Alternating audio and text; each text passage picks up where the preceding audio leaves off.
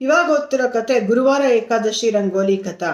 ಗೌರಿಯ ಪುತ್ರನ ಚರಣಕಮಲ ಕೆರಗಿ ತೆರಗು ಚಕ್ಲಿ ಅರ್ಪಿತ ಮಾಡ್ಬರು ಹರನ ರಾಣಿ ಸಾರಸ್ವತಿಯೋ ಮುದದಿಂದ ಬಲಗೊಂಡು ಪರಮ ಸಾಮ್ರಾಜ್ಯವನ್ನು ಪಾಲಿಸುತ್ತಿದ್ದರು. ಪ್ರಾಯಶ್ಚಿತ್ತ ಉಂಟೆ ಇದರ ಪ್ರಾರಬ್ಧ ಕರ್ಮಕ್ಕಿನ್ನು ನಾರಿ ರುಕ್ಮಿಣಿಯು ತನ್ನ ಪತಿಯ ಕೇಳಿದಳು. ಕಾಂತ ರುಕ್ಮಿಣಿ ಕೇಳು ಮೂಢನಾದ ನಾರಿಯರು ಭಾಗೀರಥಿಯಲ್ಲಿ ಮಿಂದು ಮಡಿಯನೇ ಹುಟ್ಟು ದೇವರ ಕೋಣೆಯಲ್ಲಿ ಸಾರಣೆ ಕರಣೆಯ ಮಾಡಿ ನಾರಾಯಣಿಗೆ ಅರ್ಪಿತವ ಮಾಡ್ಬರು. ಶಂಕರು ಚಕ್ರವನಕ್ಕಿ ಪಂಚ ಪದ್ಮವ ರಚಿಸಿ ಕುಂಕುಮ ಅಕ್ಷತೆ ದೂರ್ವೆಗಳಿಂದ ಅಲಂಕಾರಯುಕ್ತವಾಗಿ ಪದ್ಮವನ್ನೇ ಪೂಜಿಸಿ ಸಂಕರ್ಷಣಾಗಿ ಅರ್ಪಿತ ಮಾಡ್ಬರು.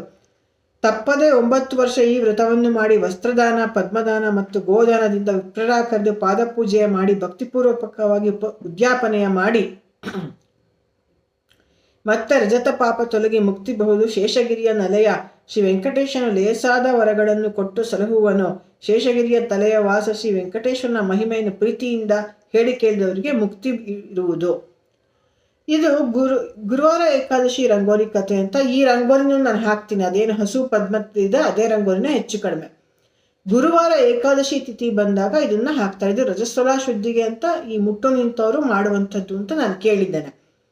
ಇದರಲ್ಲಿ ಏನು ಮಾಡ್ತಾರೆ, ಅವರು ಪದ್ಮಗಳನ್ನ ಬರೆದು ನೋಡಿ, ಈ ಕಥೆನಲ್ಲೇ ಇದೆ, ಪದ್ಮವನ್ನ ಬರೆದು ಅದನ್ನ ಕುಂಕುಮ ಅಕ್ಷತೆ ದೂರ್ವೆಗಳಿಂದ ಪೂಜಿಸಿ ಶಂಕುಚಕ್ರನು ಬರೆದಿರ್ತಾರೆ.